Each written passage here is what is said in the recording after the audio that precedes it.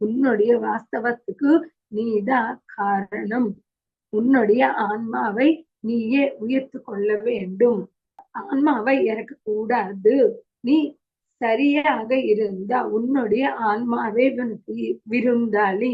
நீ சரியற்றையா இருந்தால் உன்னுடைய ஆன்மாவே உனக்கு எதிரி அப்படின்னு சொல்லி கிளியரா சொல்லியிருக்காங்க.